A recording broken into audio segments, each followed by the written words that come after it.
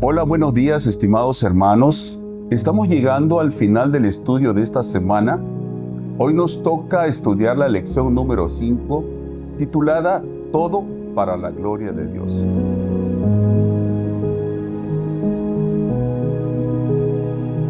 El versículo lo encontramos en 1 Corintios capítulo 10, versículo 31. Así, si comen o beben o haced otra cosa, háganlo para gloria de Dios. Vamos a hablar hoy acerca de Corinto. Corinto era una próspera ciudad comercial y cosmopolita. Era conocida como el París de la antigüedad. Estaba marcada por el lujo y una población diversa y el libertinaje desenfrenado. Su deidad principal era Afrodita, cuyo templo contaba con 1000 prostitutas bíblicas. El problema que encontramos en Corinto es que había divisiones, había recaídas morales y desórdenes internos. Uno de los problemas que enfrentó el apóstol Pablo era el consumo de carne sacrificada a los ídolos. Pablo encontró que en la iglesia de Corinto estaban divididos. Habían dos grupos.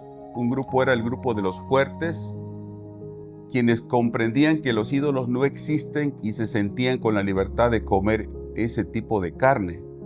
Y los débiles, que mantenían supersticiones de su pasado pagano y veían esta práctica como incompatible con la fe. Por esa razón, cuando un hermano fuerte con un débil se sentaban a la mesa, era un problema, porque el hermano débil sentía que el comer de esa carne era como si se estuviera adorando a ese ídolo.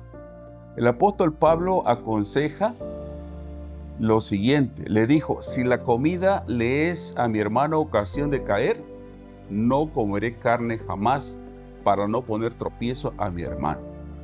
Cuán importante es que nosotros sigamos este consejo del apóstol Pablo.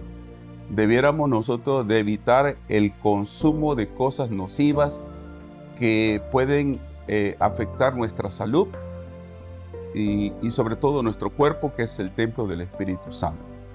También, si afecta la fe de mi hermano débil, pues el apóstol Pablo dice que si nosotros hacemos eso, es como si estuviésemos pecando contra Cristo.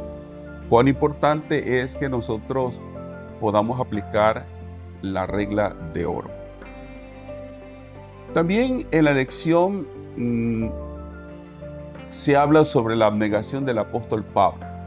El apóstol Pablo defiende sus derechos como apóstol, pero decide renunciar voluntariamente a ellos. ¿Derecho como cuál? El derecho al sustento material y al sostén económico. Pablo prefirió trabajar con sus propias manos fabricando tiendas para no ser una carga para las iglesias. Otro derecho: llevar consigo un compañero, recibir apoyo por sus viajes misioneros. Algunos hacían uso de este derecho, sin embargo, el apóstol Pablo se negó a recibir esto. Qué bueno sería que hoy día tuviéramos más hombres misioneros, Pablos modernos, hombres comprometidos con la obra de ganar almas, que trabajen con sus propias manos para suplir sus necesidades y cuyo propósito sea trabajar en la obra de Dios sin ser gravosos para la obra. Otro de los puntos que vamos a analizar en esta semana son los pecados de Israel que cometió en el pasado. El apóstol Pablo utiliza los errores de Israel en el desierto como amonestación, y uno de esos pecados fueron la fornicación y la idolatría. En Números 25 encontramos que Israel se prostituyó con las hijas de Moab y participó en sacrificios a Baal Peor, lo que derivó en la muerte de 24,000 israelitas muertos por una plaga. Los israelitas, al participar de la fornicación, también participaban de la idolatría.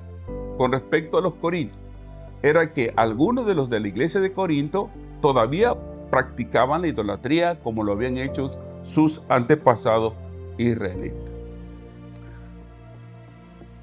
Hoy día, el pecado de fornicación y de idolatría se puede estar dando en el seno de la iglesia. Es probable que se estén cometiendo estos pecados y tal vez callamos por no meternos en problemas. Pero Pablo nos amonesta a dejar todo peso y el pecado que nos asedia, puesto los ojos en Jesús. Otro pecado del pasado que cometió el pueblo de Israel fue la murmuración por el maná. Las quejas del pueblo descontento provocaron la plaga de serpientes ardientes, donde murieron 24,000 israelitas. De forma similar, las facciones y las quejas entre los corintios dañaban a la iglesia. Pero también podemos hablar de la rebelión de Coré, Datán y Abirán. La murmuración posterior contra Moisés y Aarón desató una mortandad de 14,600 personas. Hubo murmuración también en la iglesia de Corinto. En la iglesia de Corinto surgieron divisiones. Unos decían, yo soy de Pablo, y yo soy de Apolo, yo soy de Cefas, yo soy de Cristo. ¿Sabe? Estas murmuraciones trajeron problemas a la iglesia. Había el peligro de que este espíritu partidista produjera un gran mal a la iglesia. Por eso el apóstol Pablo les amonestó a no permitir que este problema continuara. Elena G. de White, en Testimonio para la Iglesia, tomo 5, página 289, dice: vuestras continuas murmuraciones os están separando de Dios. Y exhorta a sujetar los pensamientos y sentimientos al dominio propio, a la razón y a la religión. ¿Qué debemos hacer entonces con respecto a esos pecados que cometió el pueblo de Israel en el pasado, que también los corintios lo cometieron? Bueno, se debe corregir el libertinaje a tiempo. No debemos murmurar contra los líderes de la iglesia y no culpar a Dios de los propios errores. Otro punto que también se trata en la lección es acerca de el huir de la idolatría. Primera de Corintios 10:14 nos dice: por tanto, amados míos, huyan de la idolatría. Y sabe, la idolatría no consiste únicamente en figuras de madera o de piedra, sino en cualquier cosa que ocupe el lugar de Dios o acapare nuestra atención y nuestro tiempo. Por ejemplo, puede ser el dinero y las riquezas, convertidos en un deseo incontrolable de acumulación. Las redes sociales absorben el tiempo prioritario que debiéramos dedicarlo a Dios, se está consumiendo en cosas que realmente no benefician. También se habla sobre la avaricia, la desobediencia y el egoísmo. La Biblia califica a la avaricia, la rebelión, la obstinación como una forma de idolatría.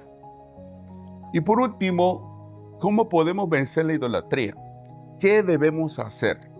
Bueno, el apóstol Pablo nos menciona en 1 Corintios 8:3, donde dice que lo que nosotros debiéramos hacer es amar a Dios.